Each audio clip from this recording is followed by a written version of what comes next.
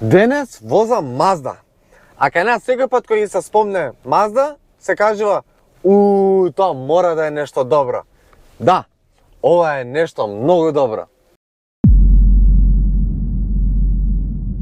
Всушност Mazda CX-60 е победник во категоријата најпосакуван семеен автомобил на Златно тркало, каде што ние RPMK сме едни од организаторите, а вие со вашите гласови одбирате кој ќе биде победникот. За оваа година најпосакуван семеен автомобил е Mazda CX-60. Дизајнерски Mazda CX-60 мора да признам дека ми се истакнува, ми се допаѓа овој концепт, бидејќи ги имат задржано сите традиционални елементи од Mazda, но сепак повторно изгледа модерно, изгледа впечатливо и она што е најбитно за новава генерација на Mazda, што се трудат да бидат во премиум категоријата. Дефинитивно надвор е премиум, а сега да видиме дали е премиум и внатре. Сега, за да го добијат Mazda тоа премиум чувство и тука внатре, стварно се потрудили, искористиле многу квалитетни и меки материјали низ целиот интериер, што стварно ме фасцинира, бидејќи волку високо ниво немам видено кај Mazda и стварно се потрудиле, повторно ќе кажам, за да биде тоа на едно многу високо и квалитетно ниво. Од опрема тука имаме 12,3 инчен екран од инфозабавниот систем и 12 инчен екран пред возачот, многу добри системи, многу прегледни, многу чисти, многу добра графика. Она што не можам да го разберам е што кој е уклучен системот од самиот автомобил, тука не можам да го користам тач, можам да го користам ово тркалце, што е добра работа. Тркалцево е многу корисно, многу практично, многу ми се допаѓа. Бидејќи при возење многу е попрактично тука да го користите, него ли да пафтате со рацете па не сте чепнале одредена функција што сте сакале, но во одредени моменти па ми е потребно да одберам некоја функција вака на тач. Но кога ќе отворам CarPlay или Android Auto, зависи каков оперативен систем користите, тука веќе можам да користам тач. Мислам, стварно ова не го разбирам, но окей, многу убав систем, има навигација, но секако користиме навигацијата од телефон, така да нема да ве замарам со тоа. Од клима уредот многу ми се допаѓа што е одвоено од инфозабавниот систем и сите функции се поставени тука, што се многу прегледни, корисни, практични и имате многу функции за одбирање, грејење, но и ладење на седиштата, грејење на волан во оваа хокура ниво на опремено, што е стварно фантастично. Бежичен полнач, тука имаме и 12 волтен приклучок за струја, ако користите таков приклучник, но ако користите USB Type-C, тука имаме два приклучока и една убава мала остава под овој голем наслон за раката. Две остави за шишиња кои што се скриени тука, но исто така имаме и во вратите. Mid-drive од тука го одбираме различниот режим за возење кој што ни е спорт, нормал, EV и off-road. EV е нели електричниот режим. Убави контроли, стварно, иначе воланов електрично се оперира, се контролира стварно многу кул. Убави материјали, пак ќе кажам, тука има некоја интересна графика, не можам да разберам на што имитација, но е убаво. Особено ми се допаѓа на Mazda на опремено со кремас интериер и црвена боја, но денес имаме сива боја кој што видовте и црвен интериер кој што повторно изгледа убаво, но мој фаворит е тоа. А сега одам позади за да видиме таму каква е практичноста. И тука на задниот дел, мислам, стварно, се што видовме убаво, квалитетно, богато, премиум напред, така и тука. Уживанци, убави материјали, меки материјали на вративи, секаде се што ќе посакате да видите, да чепнете. Многу богато опрема напред, многу богато опрема и тука назад. Што значи дека имаме грејачи на задниве седишта, што е кул. Многу добра тоа како опција, иако во летниот период сега веќе не ми треба, но ако дојдете тука во Берово и во летен период може би биде ладно, особено од Сабајле. Два USB порта, два USB Type-C и ако ви треба да ставите обично, мислам, ако сакате во обично шуко да ставите, можете да ставите и таков приклучник, што е стварно многу кул. Низок тунел, што ми се допаѓа, и кога ќе седнете, ако седите на средниот дел, немам простор да ги ставам нозете горе на тунелот или вака од страна, ако некако планирам да ги ставам, можам да ги спуштам покрај тунелот, но така ќе го намалам просторот за седење на останатите двајца патници, иако простор за глава имам секаде.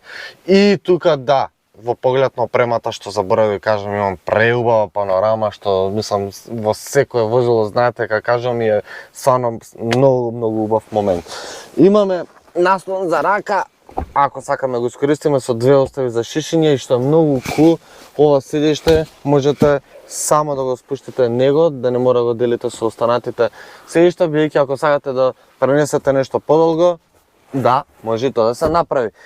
Сега една работа што не ми се допаѓа, што ќе кажам како критика, а тоа е влегувањето и излегувањето, бидејќи овој дел е доста испакнат и широк вака, а просторот е малку по-намален. Некој пат знам, да се фатам со газот на овој дел.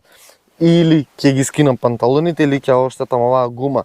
Може ли бар малку овој дел тука да го вратат некој сантим поназад и на таков начин ќе имаме многу повеќе простор за нозете, иако и сега имам доволно простор за нозете и имам простор да ги бутнам стапалата под седиште да ми биде уште покомотно, но овој момент ќе било да уште покомфортно ако го возможеле. Но тоа значи дека имаме многу голем простор во багажникот. И сега одиме да го видиме багажникот. Да го видиме багажниот простор и капацитет. Нешто што мора да спомнам се технологиите, како што видовме внатре дека има многу технологии. И исто така има технологии тука околу багажникот кои што ми се допаѓаат и се секој пат точни. Кај останатата конкуренција не секој пат е точно, односно доаѓате со кеси, натоварени сте, не можете да дојдете до клучот, не можете да дојдете до копчето и само правите шут со ногата. Толку. Секој пат е точен. Инаку, тука имаме 570 литри багажен капацитет, што е феноменално, можете да го спакувате цело семејство и да патувате секаде низ светов. Ми се допаѓа тоа што е рамна ивицава на браникот. Да, е широка ивицата, но бидејќи рамен го олеснува товарањето и соварањето на потежок багаж. Под оваа гума, што го заштитува теписончето доздолу од даската, имаме мал простор, веројатно за сет за репарација, но и останати некои тракатанци што ви се движат. Инаку ова пластика, да кажам, може да се стави тука одоздола, што е кул. Имаме тука 12 волтен приклучок за струја, што е добро исто како напред. Од страна имаме уште едно шуко што го видовме и напред, што е кул. И нема закачалки. Тоа е една критика, има куки, можете ги спуштите седиштата од тука, едната страна, другата страна и средишниот дел, што е супер. 570 литри багажен капацитет, автоматско отварање и затварање на багажната врата и тоа е тоа. Одиме сега со возење. Обожавам кога ќе спавам Mazda CX-60 со Берово. Берово ми е таква една убава, елегантна локација со толку убава недопрена природа, што ми е многу слично со Mazda, бидејќи Mazda ми е толку многу елегантна, толку многу посебна, толку многу поразлична од се останато, што уживам во овие места кога ја возам Mazda. Инаку Mazda CX-60 конкретно ова ниво на опременост, како што спомнав и на почеток, ова е плагин хибрид со 2500 кубика, бензин, 4 цилиндра, заедно со батеријата произведува 327 конски сили.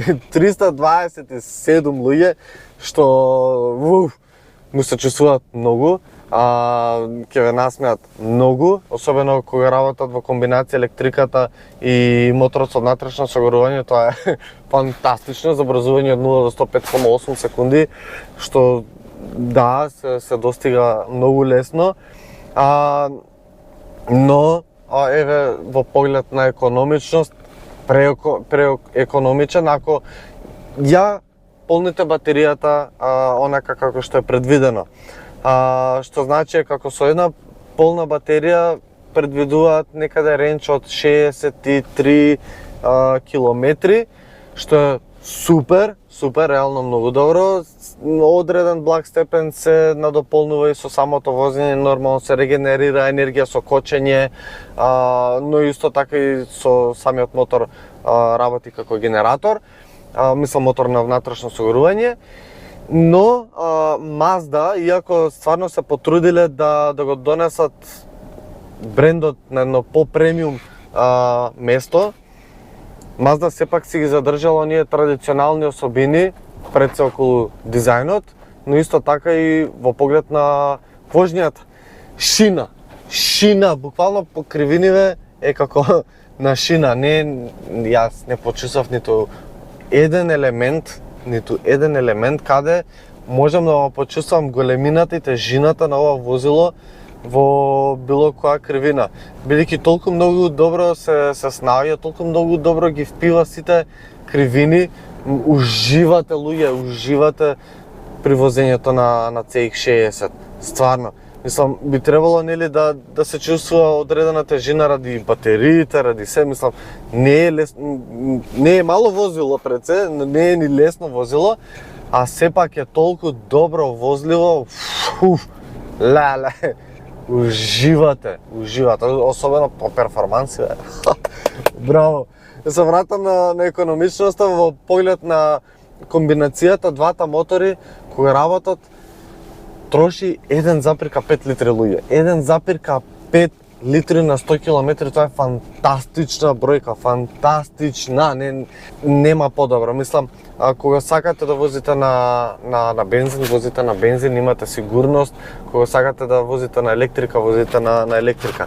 Имаме еден проблем, нормално, што долго време го зборуваме кај нас, тоа се полначите, тоа е мрежата, дека треба многу повеќе, дека треба да се подобри мрежата во поглед на квалитет, бидејќи јас се соочив со неколку полначи кои што не беа исправни повторно, стварно не знам што се случува кај нас и имав проблеми да го наполнам со струја, но тоа не е до Mazda,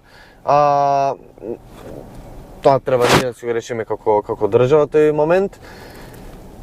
Она што е до Mazda, како сега, не знам дали приметивте, во одредени моменти чувствувам кога вози на струја и сака да префрли на бензин или не знам, регенерира батерија и додавам газ, се чувствува одредено сецкање, како да има заборавена брзина. Мислам, не заборава брзина, но едноставно, не знам, таков сец кој што сметам дека може да биде многу по-мек. Инаку, кога спомна веќе брзини, 8 автоматски брзински менувач, кој што, да, убав, мек, во поглед на менувањето, не ги чувствам тие брзини, освен ова сецкање, кој што не знам дали е до менувачот, дали е до преносот од електрика до мотор со внатрешно согорување, мада пак ќе кажам се случува и кога ќе остане повторно на електрика и кога ќе остане повторно на бензин, така да, окей. Но во поглед на цената, Mazda, иако успеале да ги постигнат сите елементи, а тоа е да се чувствувате премиум, имате убав дизајн од надвор, имате убав дизајн внатре, квалитетни меки материјали, се чувствувате мохно, што сметам дека кај премиум возилата е многу битен елемент, да се чувствувам мохно, се чувствувам различно, се чувствувам единствено, што сето тоа ми го пружа Mazda CX-60 во моментов. Имаме многу добри технологии и при тоа имаме многу добра економичност, односно, како што кажав, хибридниот режим помага за сето тоа. И на сето тоа, кој ќе ставиме цена од 73.000 евра и 73.500 конкретно, и ќе споредиме CX-60 со целата конкуренција, премиум конкуренција, излегува еден од најисплатливите автомобили кои што може да се добијат. Верувам дека со одредени субвенции кои што би ги имале како плагин хибрид возило, дека ќе имаме уште подобра цена, но еве во моментов 73.500 со волку многу опрема, со волку многу добри системи, со стварно премиум чувство, со премиум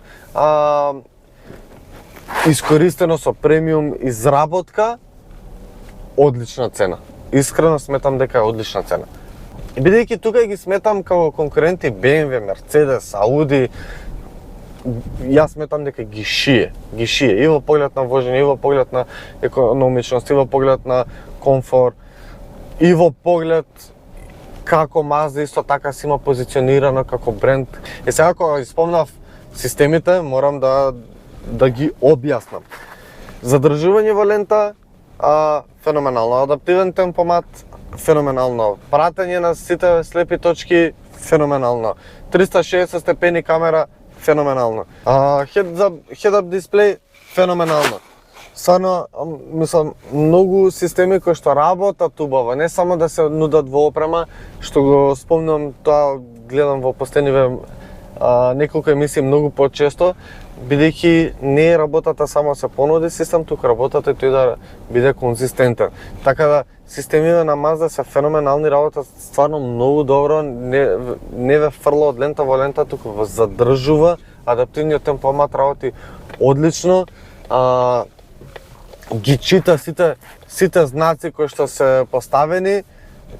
Нормално на патиштата можете да го регулирате темпоматот според нив, така да стварно многу добро. Седнувате едноставно зад воланот, што нели сакате го постигнете кај Mazda, седнувате зад воланот, уживате возачки со сите елементи што ги нуди, што ги спомнав пред малку, но исто така тука ви нуди и многу безбедност. Многу.